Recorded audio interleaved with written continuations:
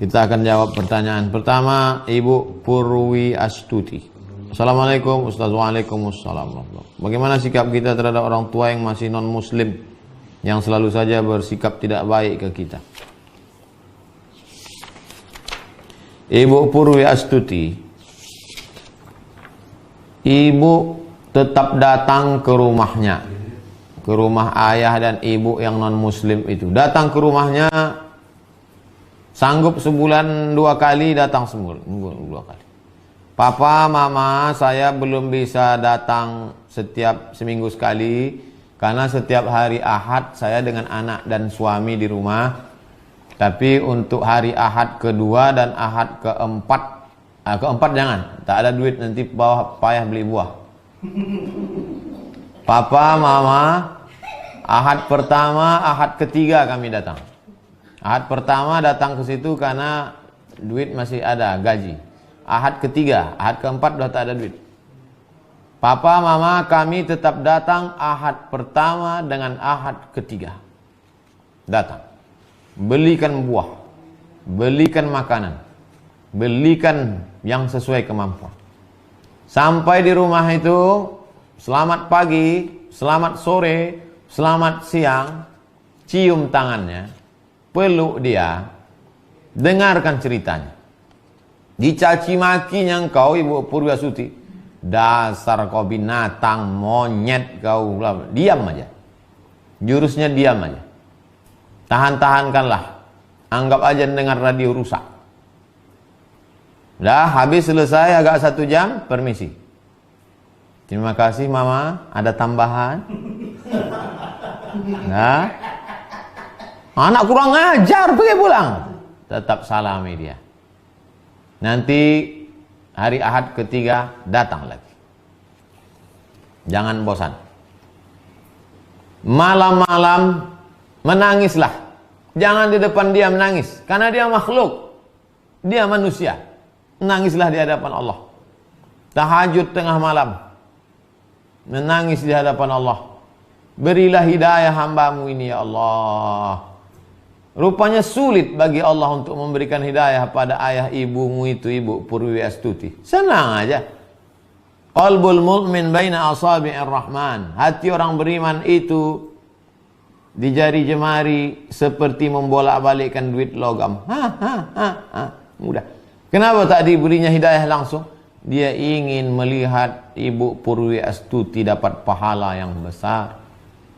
Malam-malam berdoa, ya Allah, berikanlah hidayah orang tuaku ini ya Allah. Sampai 2. Ibu Purwi Astuti mati duluan atau mereka mati duluan. Tak ada kemungkinan yang ketiga.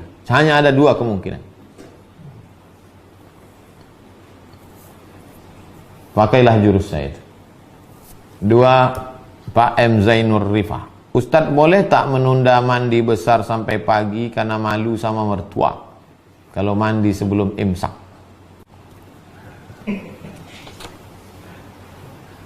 Imsaknya sekarang jam piro? Imsak saiki jam piro?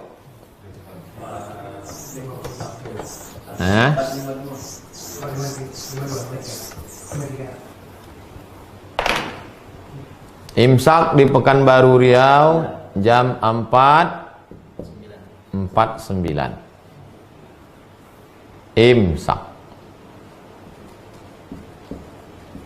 atau subuh, itulah, anggap aja subuh lah. Subuh. Masalah mandinya sebelum subuh atau setelah subuh, no problem. Mandinya sebelum subuh atau setelah subuh, tak masalah. Yang jadi masalah adalah hubungannya kapan. Yang tak boleh itu hubungannya setelah subuh. Nah, itu yang tak boleh. Adapun hubungannya sebelum subuh, mandinya setelah subuh, tak masalah. Mana dalilnya? Ada satu bab khusus dalam Sahih Bukhari. Bab tentang orang masuk waktu subuh dalam keadaan junub.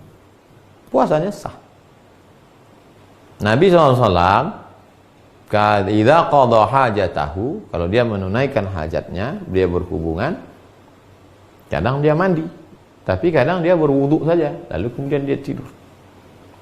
Oleh sebab itu maka kesimpulannya, kalau ada orang dalam keadaan junub, lalu kemudian masuk dia azan subuh itu dalam keadaan junub, puasanya sah. Setelah lewat 10 menit, 20 menit, baru dia mandi. Udah dikira-kira suami, dikira-kira mertuanya udah sampai subuh.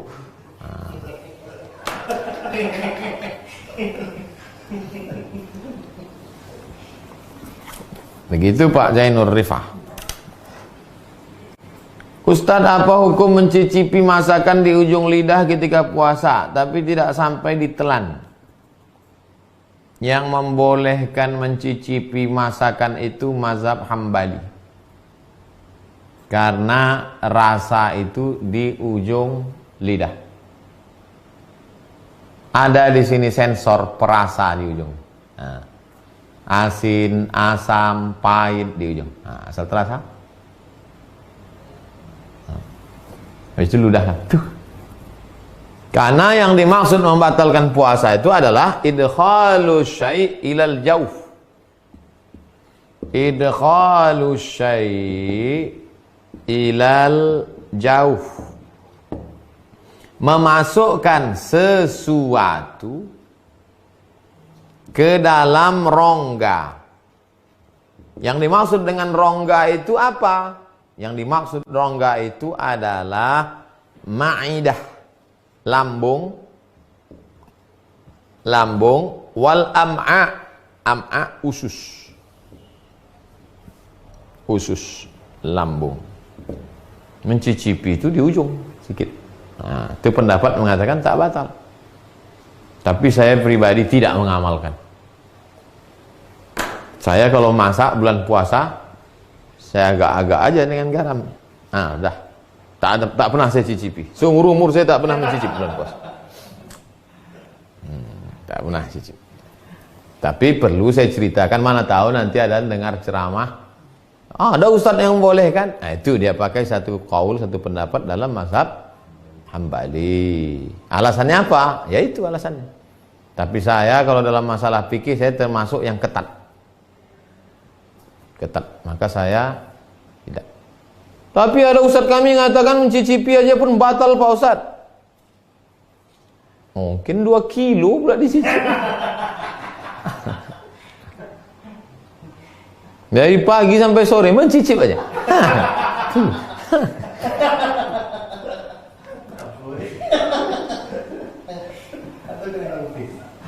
Empat, Ustadz, bagaimana cara menghadapi suami yang sering sensitif sejak kena PHK? Memang sejak wabah corona ini, Ibu, orang sikap sensitivismenya meningkat. Orang yang kena PHK itu perlu dipahami psikologisnya sama macam orang sakit gigi. Orang sakit gigi itu senyum pun kita disangkanya ngejek dia. Senyum kita, hai, apa kau ejek-ejek aku? Nyanyi pun kita risau dia. Apalagi nyanyi lebih baik sakit gigi daripada sakit hati. Jadi ibu pandai-pandailah sekarang. Pandai-pandai. Nampak dia macam agak-agak mengamuk, jauh sedikit. Udah agak-agak dingin, dekat. Apalagi udah dekat azan-azan maghrib.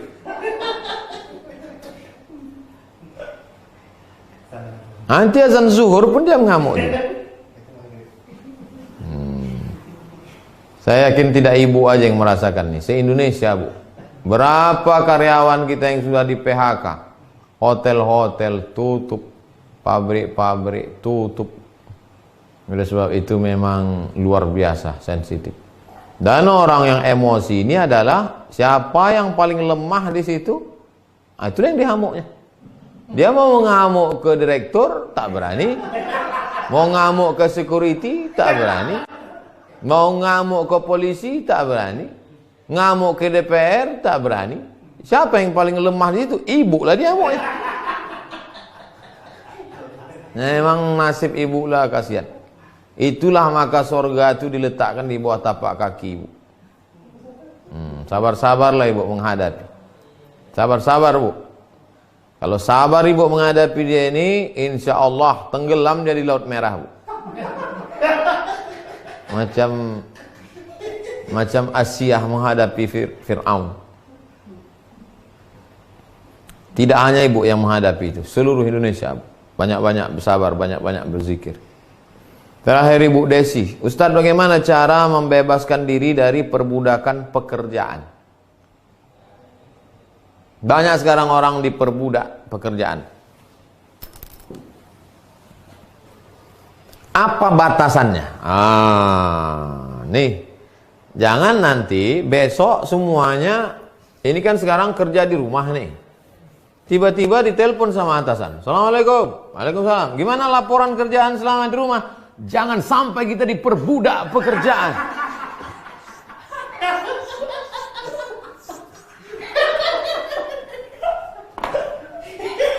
Bapak, tahu Bapak, kita ini jangan sampai diperbudak. Bukan itu maksudnya. Batasannya apa? Batasannya apa? Batasannya adalah syariat Islam. Sudah azan asar. Allahu Akbar, Allahu Akbar. Dia laporan dia lagi. Bang, abang nggak sholat asar, kata bininya. Ini laporan ini penting, nggak cair THR nanti. Ini udah hidup udah susah, jangan bikin susah. Udahlah di kantor susah, corona lagi, kau pula lagi susah. Lemparkan laptop ini nanti. Jam jalan juga, dia terus juga. Sejam udah. Abang tak sholat, kata bininya. Itulah gunanya waktu sholat itu dibuat Allah panjang. Udah lama mau azan-azan maghrib, abaul. Itulah orang diperbudak jabatan itu. Itulah orang diperbudak kerja itu. Jadi batasannya dalam Islam ini ada. Batasannya bukan rasa-rasa. Batasannya itu sunnah Quran, sunnah Rasulullah SAW. Jadi kalau bapak masih rajin kerja, saya Pak Ustadz suami saya itu rajin betul kerja, itu nampaknya diperbudak kantor dia itu. Enggak, karena dia masih tidak meninggalkan syariat. Itulah kaji kita malam ini.